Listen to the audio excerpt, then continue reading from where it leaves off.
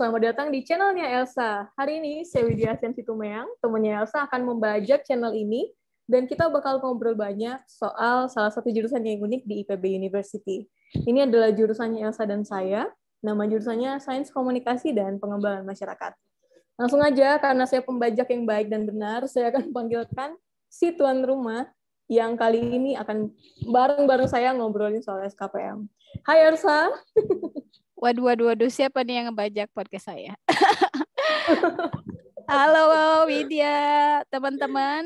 Jadi hari ini saya kedatangan Widya. Jadi beliau itu adalah dosen muda di vokasi dan juga aktivis. Nih, nanti kita akan banyak belajar ke Widya ini masalah mengenai ngobrol-ngobrol lah ya mengenai jurusan di IPB, SKPM IPB.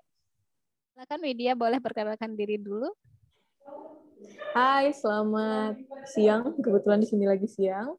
Apa kabar semua teman-temannya Elsa, follower-follower dan penonton YouTube-nya Elsa? Saya Widya Asensi Tumeyang. Kebetulan saya dan Elsa ini sudah temenan sejak kita sama-sama di bangku S1 ya, saya? Ya, betul. Ya. Saat ini saya berkarya di IPB sebagai dosen di Sekolah Vokasi IPB dan juga sebagai aktivis di Koalisi Rakyat untuk Kedaulatan Pangan.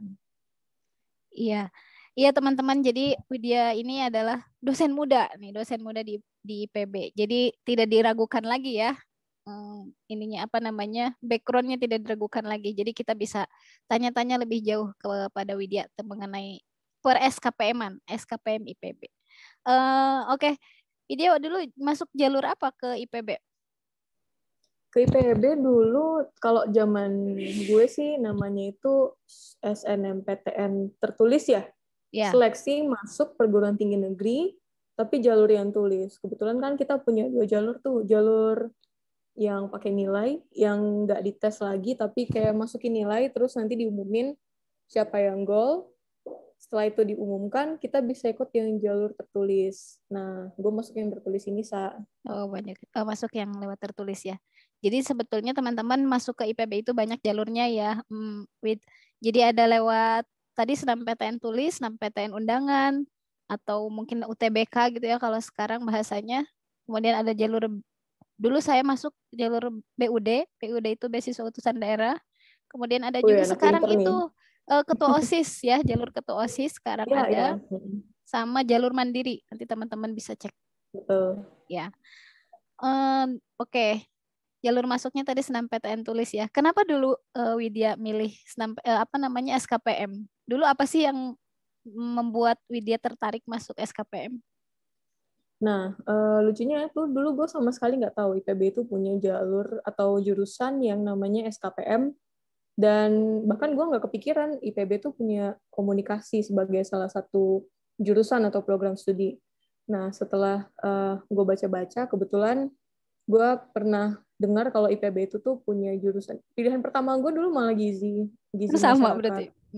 Berarti. Namanya itu apa ya? Ilmu gizi ya di angkatan kita ya, saya. Iya, dulu ilmu gizi namanya. Terus gue lihat-lihat lagi, lucu nih ada jurusan namanya komunikasi dan pengembangan masyarakat. Nah, dulu tuh gue nggak paham sama sekali nih. Nah, ini komunikasi yang kayak gimana? Soalnya kalau yang gue kan dari Sumatera ya, jadi tuh yang terkenal dulu tuh di Indonesia tuh kalau untuk studi komunikasi, kalau nggak Unpad, UI gitu. Dan tiba-tiba di IPB yang lebih cenderung terkenal pertanian, kedokteran hewan, gizi, teknologi pangan, itu tiba-tiba gue baca di silabusnya tuh ada sains komunikasi dan pengembangan masyarakat. Wih, ini apa nih? Gue nggak tahu bedanya apa sama yang tadi teman-teman di Unpad ataupun teman-teman di UI. Ya udah, gue coba lihat-lihat mata kuliahnya. Ini penting banget nih buat teman-teman yang lagi nyari-nyari jurusan. Kalau bisa sih sampai ngelihat mata kuliah yang ditawarkan itu apa. Nah, gue lihat tuh ada komunikasi-komunikasinya juga kan. Nanti deh kita bahas lebih lanjut. Apa aja mata kuliah pada zaman kita ya, saya. Terus intinya gue lihat, oke lah, gue kayaknya cocok nih. Tapi ada beberapa mata kuliah yang gue nggak ngerti waktu itu. Kayak misalnya pendidikan orang dewasa, wah itu apaan? Terus ada ilmu penyuluhan, wah ini ngapain lagi nih? Gue sama sekali nggak familiar, karena gue datang dari kota yang jauh interaksinya dengan petani dan nggak ngerti itu penyuluhan tuh apa gitu. Terus ada lagi dulu tuh yang agak sosial-sosial ya, pengembangan masyarakat, perubahan sosial, sosiologi pedesaan. Nah itu kan gue nggak paham. Tapi ya udahlah, karena setengahnya gue ngerti nih ada komunikasi media massa, apa segala macem. Ya udahlah, gue pilih aja. Tapi itu jadi pilihan kedua memang, karena memang gue nggak begitu familiar sama jurusan ini. Tapi ya puji Tuhan gue akhirnya diterima di SKPM dan gue bersyukur. Karena ternyata gue cocoknya di sini. Iya, ternyata jiwanya gitu, di situ ya. Iya, nggak kebayang deh kalau lulus di pilihan pertama bakal gimana. Iya, iya. Dulu boleh tadi melanjutkan mata kuliah apa aja yang waktu angkatan kita ya, yang mungkin masih bisa relevan diperbincangkan sekarang. Nah, kebetulan kan dulu sebelum berkarir di sekolah vokasi, gue sempat jadi asisten juga nih di KPM. Jadi, kalau dibandingkan sebetulnya mata kuliah yang ditawarkan sekarang-sekarang ini per kurikulum 2020, itu bisa dibilang sangat berbeda dengan zaman kita dulu, zaman gue satu angkatan 2012. Kebocoran. Nah, tapi kurang lebih sebagai gambaran di KPM itu sendiri ada tiga lab ya, 3 laboratorium atau 3 pengelompokan ilmu gitu, keilmuan. Ada yang ngomong tentang agraria dan politik, kemudian ada yang ngomong tentang sosiologi pedesaan dan pengembangan masyarakat, terus ada lagi yang ngomongin soal komunikasi pembangunan. Jadi di tiga bagian ini, kalau di KPM sih bilangnya divisi ya, 3 divisi ini itu di bawahnya itu ada mata kuliah turunan. Mata kuliah inilah yang keilmuannya itu tadi berdasarkan 3 itu. Jadi kayak kalau dulu kan gue di divisi sosiologi pedesaan dan pengembangan masyarakat. Itu mata kuliahnya yang sosiologi, pengembangan masyarakat, terus perubahan sosial, terus ngomongin soal misalnya antropologi sosial, psikologi sosial, itu masuknya di sana. Nah, kalau di kajian agraria dan politik itu kurang lebih dia bahasnya lebih ke isu-isu lingkungan, politik, tentang agraria, kependudukan, itu bahasnya di situ. Lalu untuk yang komunikasi pembangunan, nah ini mungkin yang lebih familiar bagi teman-teman yang ngincer komunikasi ya sebagai mata ajaran yang pengen teman-teman jadiin spesifik ilmu untuk dipelajari lebih banyak, lebih dominan kalau teman-teman masuk di SKPM. Ada misalnya ada komunikasi bisnis, ada media siaran. Komas, media siaran, komunikasi massa maksudnya. Terus ada media siaran, penyuluhan, pendidikan orang dewasa, terus apalagi ya dulu ya. Apalagi bantuin dong. Iya sekitaran itu lah ya. Ya komunikasi kelompok gitu. Ya. Jadi kalau dulu sih masih ada satu lagi komunikasi lintas budaya. Dulu sih jelas banget tuh pemisahannya, betul.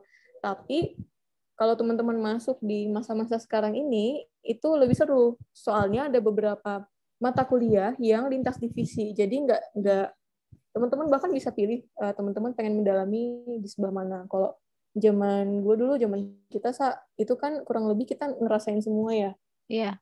Kelemahannya itu mungkin nggak begitu mendalam. Kalau kita lebih minat ke pengembangan masyarakat, jatuhnya teman-teman nggak begitu mendalam, cuman teman-teman dapat bonus nih, jadi tahu juga penyuluhan, jadi tahu juga mata kuliah yang ditawarkan di divisi lain kayak gitu. Dan KPM itu tuh menurut gue paket lengkap banget. Lu disiapin jadi seorang, kalau lu pengen cenderung ke arah broadcaster, tapi lu ngerti substansi gitu.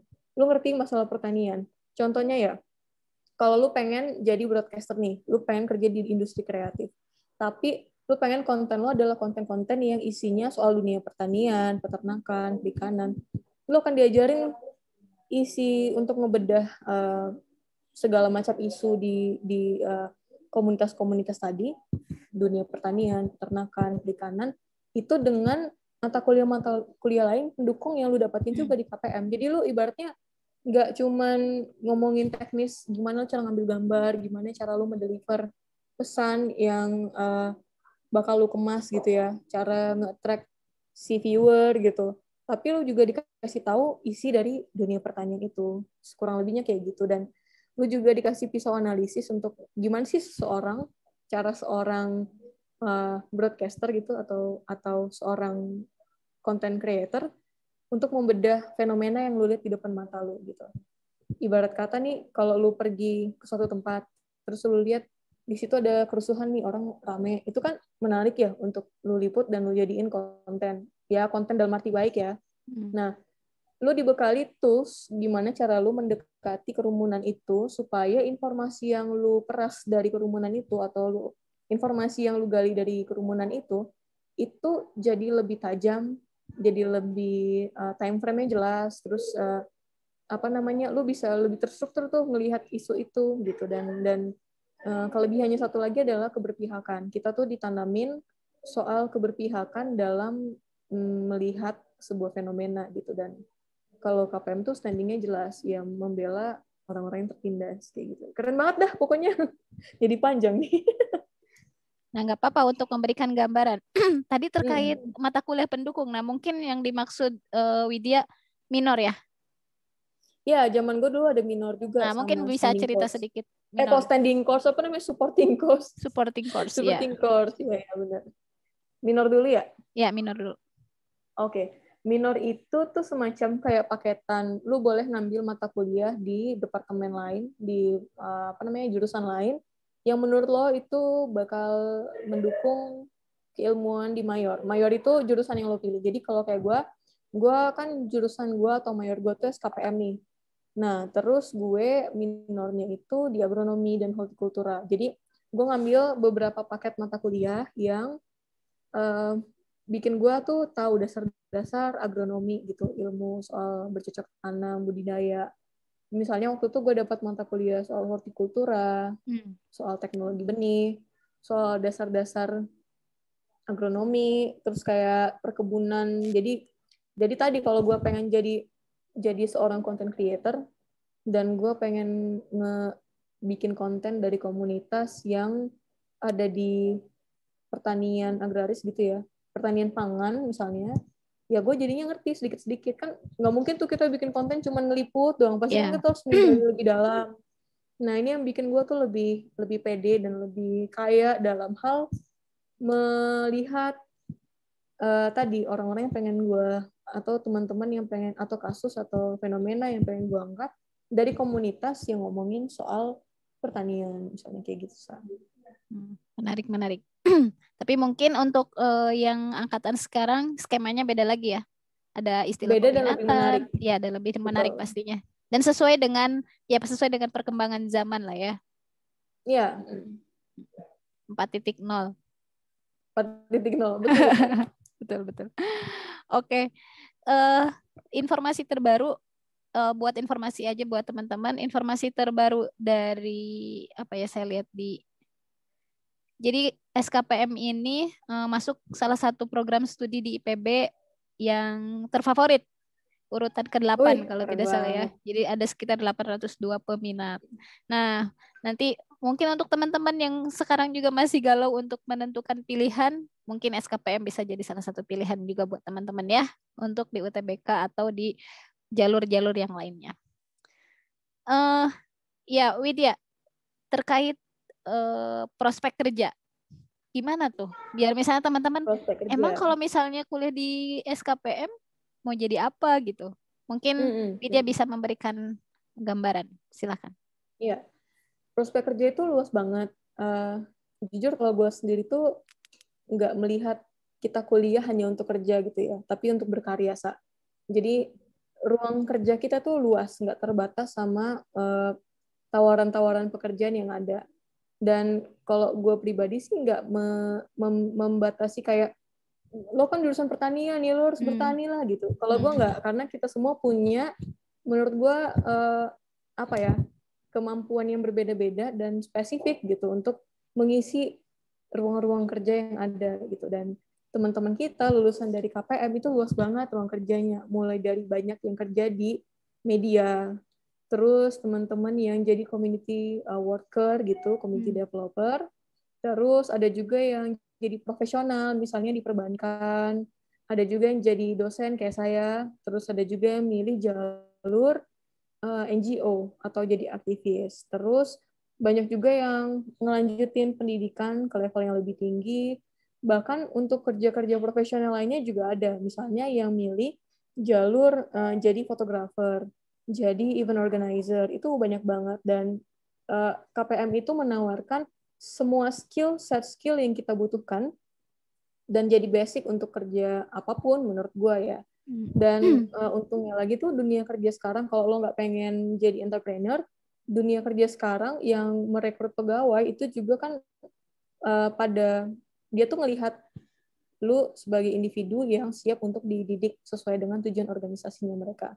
Jadi basic yang dikasih di KPM itu lebih dari cukup bikin lo bisa diterima, dan setelah itu nanti kalau kan lo dididik lagi tuh sesuai dengan apa yang dibutuhin perusahaan. Jadi kalau ditanya gimana prospek kerjanya ya luas banget, nggak terbatas sama keilmuan kayak gitu.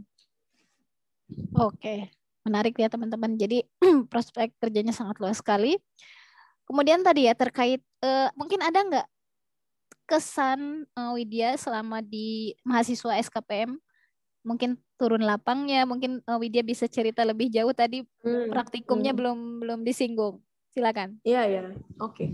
Nah jurusan kita itu KPM kerennya adalah kita ini terkenal sebagai, kalau di kampus itu mungkin ini dari desas-desus kiri kanan ya. Iya. Kita tuh yang paling bisa menurut gue memposisikan diri dalam artian ya ketika lu di kelas lu diajarkan untuk berpenampilan yang sesuai gitu. Maksudnya dengan cara yang nyaman untuk belajar. Tapi bukan berarti lu nggak bisa menyesuaikan diri ketika lu ada di lokasi-lokasi lain. Gue kasih contoh nih ya, misalnya kalau kita lagi di kelas ya kita berpakaian rapi dan sopan gitu. Kayak ibaratnya kalau di dunia kerja kayak orang kantoran lah, rapi, bersih gitu, modis dan catching gitu. Nah kalau uniknya lagi tuh kita kalau di lapang kita bisa menyesuaikan diri sesuai dengan kebutuhan. Anak KPM itu paling terkenal sama turun lapang ya, turun desa. Kalau teman-teman jurusan lain bilang, kita suka live in dengan masyarakat karena tadi jurusan kita ini kan sangat ini ya pedesaan banget lah. Yeah. Karena kita mainnya dengan komunitas dan kita banyak aktivitas di desa-desa, bisa kayak kita tidur 3 hari dengan warga kayak gitu. Kita ke tempat yang mencil, yang nggak ada listrik, nggak ada toilet segala macam. Dan di situ kita berbaur, dan ini menurut gue jadi pengalaman yang penting banget buat semua orang yang bikin lo jadinya siap untuk ditempatkan di mana aja, dan apapun kerjaan lo pasti bisa deh, karena tadi skill set kita itu nggak cuman soal ilmu yang kita dapetin teori, tapi cara kita berkomunikasi dengan orang banyak, menghadapi audiens yang beragam, itu terasa banget gitu selama lo di KPM. Yeah. Gitu Sa. Dan itu menurut gue pengalaman yang nggak terlupakan ya. Kita datang dari berbagai latar belakang gitu ya, terus kita diajak untuk turun desa ke berbagai tempat. Selama kalau lu misalnya studinya normal ini kan 4 tahun tuh lulusnya. Iya. 4 tahun itu lu bisa berkali-kali turun lapang. Baik yang lu ditugasin, kalau zaman kita kan belum pandemi gini kan, rame-rame tuh dikoordinir, terus dikasih tahu desanya di mana. Kita bergerombol datang ke sana terus live in. Tapi kalau COVID gini kalau nggak salah terakhir mahasiswa itu diminta untuk cari desa-desa atau lokasi yang sekitar domisilinya mereka kan. Yeah. Nah terus pengalaman itu kita rasakan kayaknya tiap semester ada ya saya, semenjak semester 3 pasti ada tuh turun lapangnya, nggak mungkin nggak. Jadi at least lu 3, 4, 5, 6, 7, 8 6 ada kali 6 lokasi yang lu datangin untuk belajar selama gitu. Kuliah. 6 desa. Itu kalau asumsinya satu semester cuma 1, tapi kan satu semester kadang ada 2-3 mata kuliah kan yang minta kita untuk belajar di masyarakat kayak gitu. Jadi ini menarik sih ya kalau menurut gue, dan pengalamannya banyak banget gitu. Nggak cuman kadang kita ditempatin di masyarakat perkebunan. Pernah kan kita turun apa yang ke tempat ada sawit-sawitnya gitu, ada gunungnya, pinggir hutan, pinggir pantai, banyak banget pengalamannya. Seru-seru pokoknya. Seru. Jadi kita juga bisa belajar selain di kelas, kita juga bisa belajar dari masyarakat begitu ya, belajar langsung dari masyarakat. Gitu. Yeah. Oke, Widya mungkin bisa cerita juga ya terkait dengan kegiatan-kegiatan mahasiswa yang bisa mendukung kapabilitas kita gitu. Oke. Nah ya. Selain tadi kita si rajanya turun desa nih, KPM itu juga bukan berarti hanya main ke desa-desa ya. Kita juga dikasih kesempatan untuk punya aktivitas lain, misalnya organisasi mahasiswa. Di SKPM itu, atau di KPM, kita punya himpunan profesi, namanya tuh Himasyara, Himpunan Mahasiswa Peminat Ilmu, Komunikasi, dan Pengembangan Masyarakat. Di organisasi kemahasiswaan ini, itu kita disupport banget sama departemen atau sama jurusan untuk mengeksplor sejauh mana kita bisa menerapkan apa yang udah kita pelajari di kelas dan di masyarakat dalam bentuk yang terserah kita mau ngapain gitu. Jadi kayak kalau nggak salah nih di tahun kita itu tahun pertama dulu diinisiasi Connection. Connection ini semacam event tahunan yang boleh dirancang bebas oleh mahasiswa, oleh kita anak-anak KPM untuk bikin jejaring, kemudian bikin kegiatan yang agak sedikit populer gitu, dan kemudian di situ kita semacam show off lah apa yang kita bisa dan apa yang kita dapatkan selama kita kuliah. Berlanjut sampai sekarang gue udah lupa generasi keberapa ya, ke-6 mungkin atau ke-7 untuk connection-nya. Dan kayak itu nanti diadain tuh bahkan sampai lintas universitas. Kita bisa bikin lomba-lomba, terus kita juga bisa bikin benchmarking dengan universitas lain. Kalau nggak salah ada juga tuh yang gue ingat salah satunya ya, kalau yang tahun kemarin itu event connection yang di-arrange sama teman-teman Himasyara, adik-adik kelas kita ini, bahkan mereka semacam ngeliput ada satu kampung adat di Sukabumi. Kayaknya dekat rumah lu desa kampung adatnya. Cipta Gelar ya? Kita gelar, bener. Dan mereka tuh live report gitu, memperlihatkan bahwa orang-orang di Cipta Gelar itu keren banget gitu loh, meskipun mereka sangat kuat memegang adatnya. Sangat lokalis gitu, tapi nggak kalah keren, dan bahkan mereka di tengah pandemi itu survive dengan kearifan lokalnya, kayak gitu. Dan pernah lagi tuh nge-explore, kalau nggak salah di Banyuwangi, di Kawah Ijen ya. Oh iya, betul. Nah, ya itu pernah juga. Terus kayak pernah juga tuh datangin artis-artis buat konser. Tapi dulu tuh sebelum pandemi. Gitu. Jadi selain tadi akademik, kita juga ada yang non-akademik kayak begitu. Terus Himasyara ini juga mengkoordinasi kita kayak studi banding, dan itu kerennya sampai luar negeri loh, Sa. Kalau gue nggak salah tuh pernah sampai ke Malaysia, Singapura, Thailand, kayak gitu. Jadi banyak banget sebenarnya fasilitas yang bisa didapatin teman-teman kalau mau aktif di SKPM gitu. Dan gue dulu ingat pernah juga di-arrange untuk belajar ke perusahaan-perusahaan. Jadi kayak waktu itu gue pernah diundang ke salah satu perusahaan baja BUMN terkenal di provinsinya lu tuh, di Banten.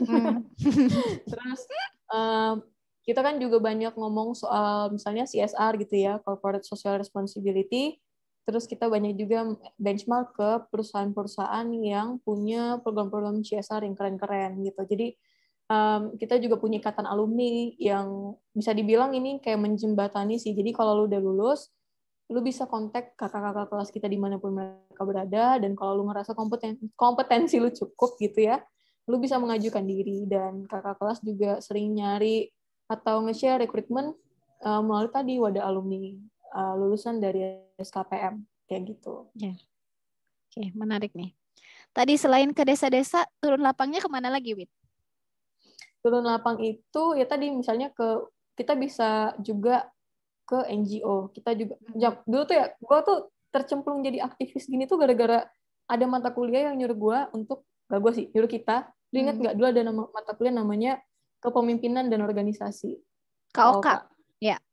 Nah itu kan kita disuruh magang organisasi manapun, yang penting lu kita belajar soal organisasinya. Nah itulah titik awal gue tercemplung ke dunia aktivis dan NGO gitu. Dan kayaknya tuh cukup ibaratnya selain kita dibekali, kita didorong juga gitu, difasilitasin buat belajar lebih banyak, nggak cuman soal di kampus-kampus doang gitu. Jadi luas lah dunia permainan kita ini. Betul. Nah, Widya juga bisa cerita mengenai beasiswa. Nah, mungkin nanti dengan skema-skema ini teman-teman bisa survive selama kuliah. Ya. Jadi sebagai mahasiswa di IPB ya, pada umumnya lu akan dapat privilege untuk milih beasiswa. Ada berbagai macam beasiswa di zamannya kita, zaman gue dan Elsa, itu ada kayak Bidik Misi, terus ada juga beasiswa Jarum Foundation, Tanoto Foundation, terus ada Karya Salemba ya, KSE, itu yang sering banget terdengar lah, BCA, terus apa lagi tuh, banyak juga tuh perusahaan-perusahaan yang ngasih. Terus ada PMDSU ya. Oh sorry, itu untuk kelas S2 ke sarjana. S3. Untuk S2 ke S3. Tapi ada juga apa sih namanya? Misalnya rumah kepemimpinan itu tuh beasiswa Oh nggak iya, sih? RK Setahu ya. gue juga nawarin RK. Iya. Terus banyak nih kalau teman-teman mau, dan di PB itu anaknya tuh terorganisir gitu untuk Iya. beasiswa gini tuh ada websitenya dan diumumin gitu. Dan beasiswa itu tuh banyak jenisnya teman-teman. Jadi ada yang kayak beasiswa untuk full beasiswa, artinya kayak di tahun pertama kita ngikut, ntar kalau keterima kita dapat sampai akhir semester, akhir perkuliahan gitu, 4 semester. Ada juga beasiswa yang dia cuma ngasihnya per 1 semester, nanti kalau lu mau perpanjangan lu apply lagi. Ada beasiswa yang untuk tugas akhir, ada beasiswa yang untuk misalnya lu ngajuin proposal penelitian, apapun nggak harus tugas akhir.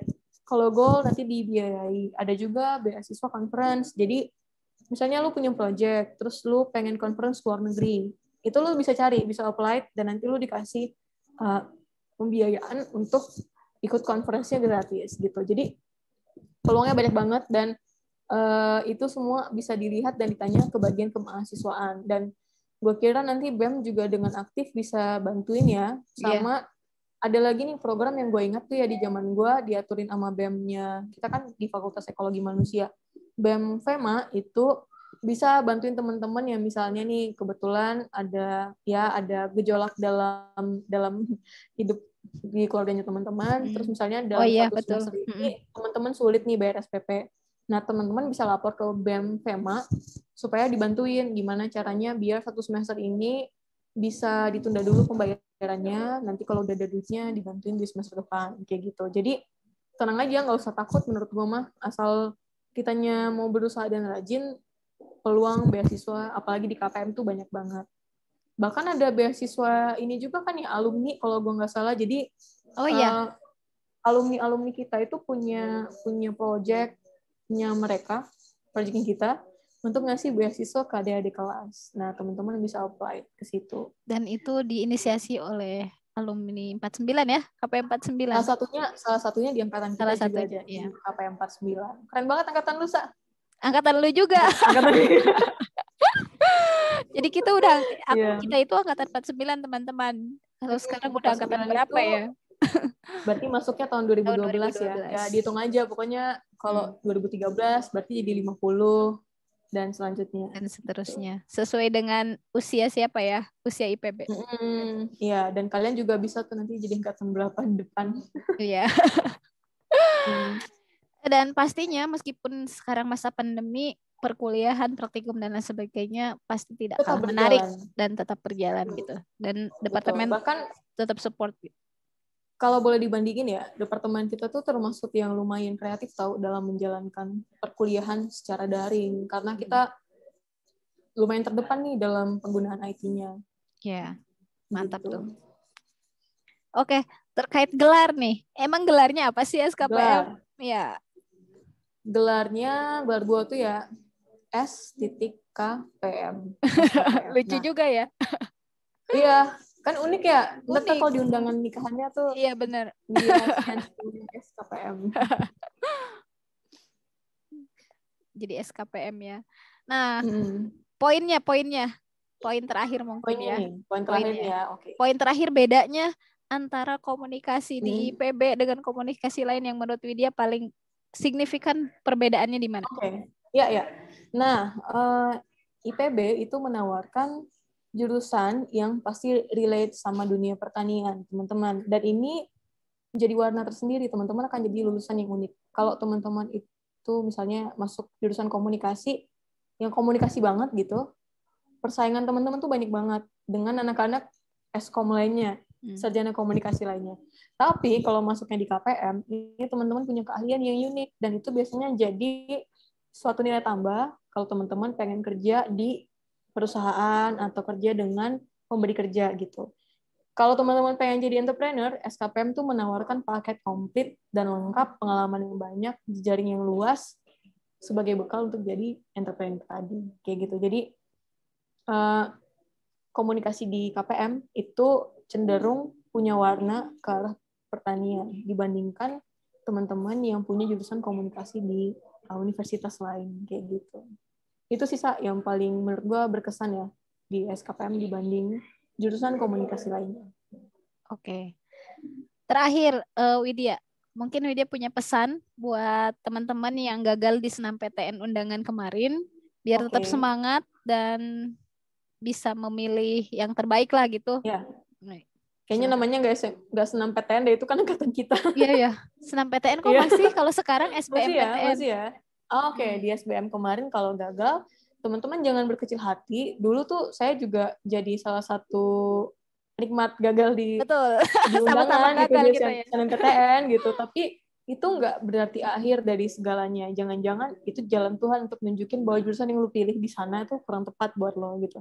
Dan pesan gue nih sebelum lu milih jurusan itu lu harus pelajari dan jujur sama diri sendiri. Kalau lu merasa belum tahu lu hebatnya di mana gitu, dulu dapat misalnya lu kalau lihat nilai rapor lu nggak yakin, gue kenapa matematika gue tinggi padahal gue nggak suka gitu ya. Lu kenalin diri lu sendiri, explore lebih lanjut lagi, dan kenalin jurusan yang lu pengen. Jangan ikut-ikutan orang karena lu tuh unik, beda sama orang lain. Kuliah itu tuh sebenarnya untuk bikin lu lebih tajam di bidang yang lu suka gitu. Jadi kalau misalnya ada kendala dengan orang tua yang terlalu mengarahkan lu ke jurusan tertentu, lu bisa ngajak ngomong, dialog sama orang tua bahwa lu pengennya di jurusan mana dan lu akan bertanggung jawab dengan pilihan lu di jurusan itu gitu. Dan tadi milih jurusan itu lu harus pelajari dulu apa sih yang ditawarin jurusan ini, apa kelebihan jurusan ini dibanding jurusan lain. Dan karena kita juga rebutan, lu harus mikirin strateginya.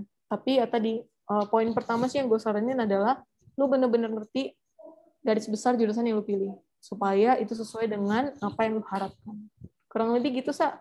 Sukses ya buat teman-teman yang lagi nyari jurusan dan memilih universitas. Iya. Iya, tadi kelupaan Widya, terakhir mungkin ini ya. Apakah hanya jurusan IPA saja yang bisa memilih SKPM IPB? Menarik nih. Ya, nah ini teman-teman kalau mau masuk IPB itu kan sebenarnya memang diprioritaskan teman-teman yang belajar di IPA karena kebetulan IPB itu punya tahun pertama yang dimana teman-teman akan belajar semua mata kuliah yang berkaitan dengan keilmuan eksak, ilmu alam gitu ya. Tapi bukan berarti teman-teman IPS ataupun yang dari sekolah kejuruan nggak bisa masuk di IPB, apalagi di SKPM. Karena dulu di angkatan kita itu ada teman kita yang dari anak teknik mesin juga ada ya. Oh iya, SMK ya. Keteknikan dan survive gitu, dapat nilai yang bagus juga di KPM. Tadi asal lu jujur sama diri lu sendiri, lu cocok nggak di sini gitu. Dan gue kira zaman sekarang gampang ya untuk cari silabus, nggak kayak zaman kita dulu ya, susah banget. Sekarang kan tinggal buka internet, website udah pada rapi juga dan lebih jelas gitu informasinya. Teman-teman yang IPS kalian bisa belajar lebih giat mungkin untuk mata kuliah yang berbau IPA karena lulus dari tingkat persiapan bersama atau PPKU, masa persiapan itu teman-teman sebenarnya akan mulai lembaran baru nih. Keilmuan yang didapatin itu tuh spesifik terhadap jurusan. Jadi teman-teman bisa survive di tingkat persiapan bersama tadi, terus teman-teman bisa melaju lebih kencang di jurusan SKPM kayak gitu. Dan teman-teman juga kalau misalnya merasa kalau KPM itu kan lebih banyak teori ya, karena jenjangnya S1. Kalau teman-teman pengen lebih banyak skill, lebih banyak prakteknya, teman-teman juga bisa ke sekolah vokasi. Di sana juga ada jurusan komunikasinya, kemudian ada juga jurusan-jurusan spesifik pertanian. Misalnya teman-teman datang dari keluarga berlatar belakang pertanian, misalnya orang tuanya punya sawah atau punya kebun dan pengen lebih spesifik belajar soal gimana sih budidaya, gimana cara pemasaran, gimana cara untuk mengkomunikasikan apa yang dipekerjakan atau mempromosikan apa yang sudah dilakukan oleh orang tuanya teman-teman, itu bisa banget masuk sekolah vokasi. Di sana teman-teman akan dapat muatan praktek yang lebih banyak dibandingkan teori. Jadi tadi sesuai dengan kebutuhan, kenali jurusannya. Gitu mungkin, Sa. Oke, mantap.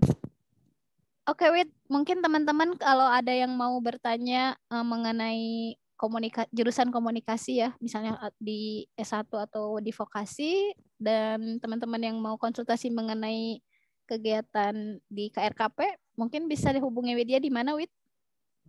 Bisa, kalau yang mudah sih bisa di DM aja di Instagram @widyahasian. WIDYAHASIAN. Oke. Digabung semua. Digabung semua ya. Silakan teman-teman follow Widya. Nanti silakan teman-teman bisa tanya-tanya ke Mbak Widya ini ya. Oke, terima kasih Widya. Daging semua nih percakapan kita pada siang. Aduh, berat. Berat. Ya, terima kasih Widya atas sharingnya.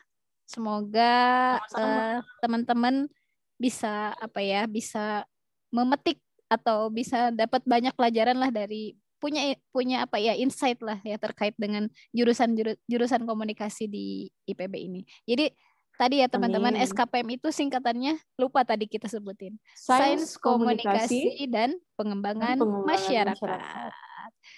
Jadi kami tunggu di SKPM IPB. Yeay. Oke teman-teman, cukup sekian perbincangan kita hari ini.